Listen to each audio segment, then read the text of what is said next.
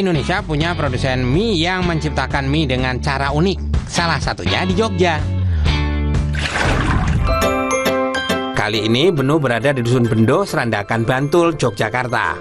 Benu mau melihat proses pembuatan mie soun yang sudah ada sejak 70 tahun yang lalu.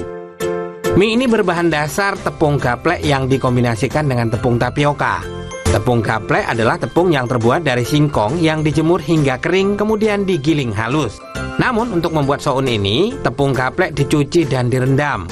Penggantian air dilakukan sebanyak 3 kali agar menghilangkan getah.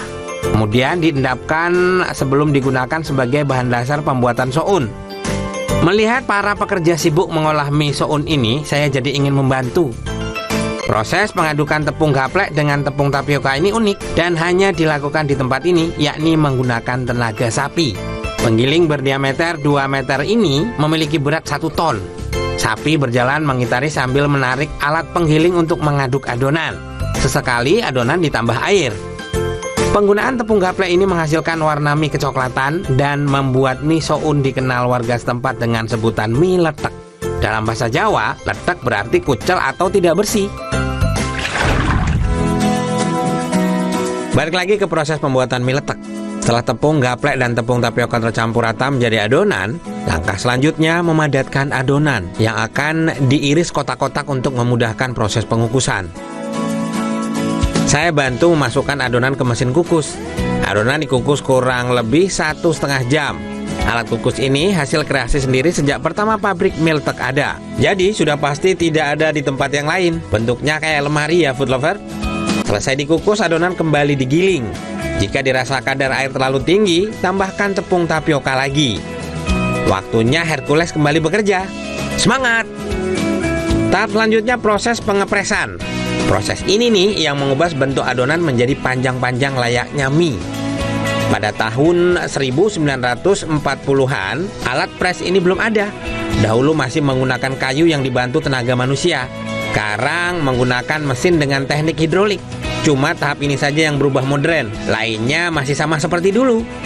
Selanjutnya mie ditata di kayu, lalu didiamkan semalaman sebelum akhirnya dijemur esok harinya. Proses penjemuran dilakukan sejak pukul 6 pagi. Jika matahari terik, jam 2 siang, mie letek ini sudah kering dan bisa dikemas. Dan biasanya pelanggan sudah datang sendiri mengambil mie letek pesanannya. Sudah tahu kan proses pembuatan mie letek? Mie letek ini dibuat tanpa bahan pengawet dan bahan kimia lainnya loh, food lover. Gimana? Tertarik mencicipinya? Yogyakarta kaya akan keanekaragaman kuliner. Pantas banyak wisatawan ke Jogja tak hanya menikmati wisata budayanya saja, tapi juga berburu kulinernya. Ada satu mie yang sangat terkenal di kawasan Bantul, Yogyakarta, tapi sesungguhnya masih asing di telinga saya.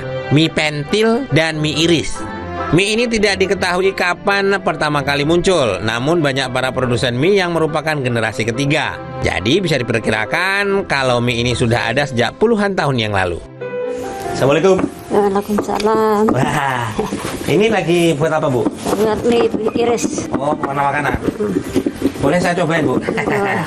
Ini digulung ini begini? Iya. Nanti diajarin ya, Bu? Iya. Udah berapa lama sih, Bu, produksi ini? Kurang lebih ya 30-an tahun. 30 tahun? Nah, Ini dari bahan apa sih, Bu? Tepung apa? tepung tapioka, singkong. Singkong ya? Ini diginiin? Iya. Siap. Terus ini balik sini? Baru gulung lagi?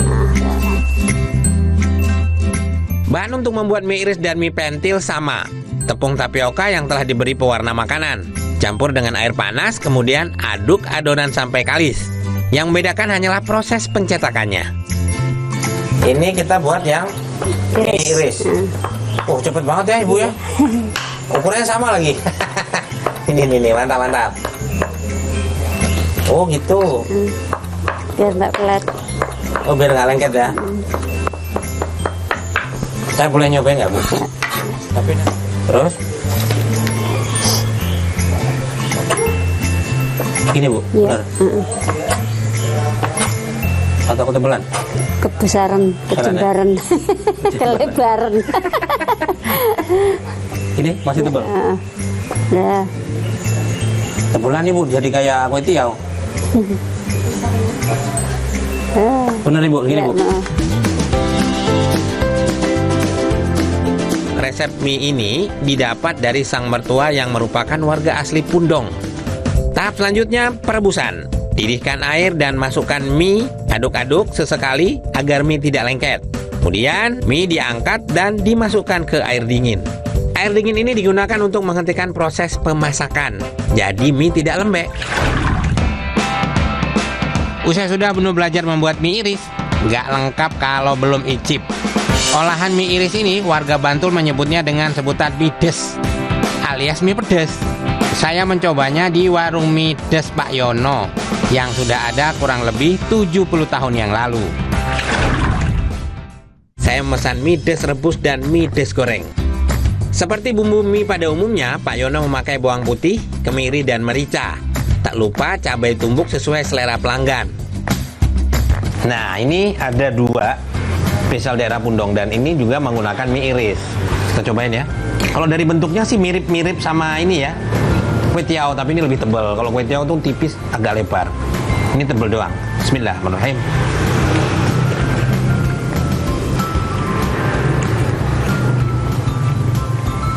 Ini enak ya. Jadi bumbunya yang dominan itu cuma ada beberapa item ya. Di antaranya kayak ada bawang putih, di lidah saya ada bawang putih. Terus ada aroma ebi sedikit ya. Jadi itu gurih banget, kuahnya lumayan gurih, terus ditambahin sambal gini jadi enak banget ya, agak sedikit pedas, sensasi pedas. Ini cakep, mumtaz. Setelah ini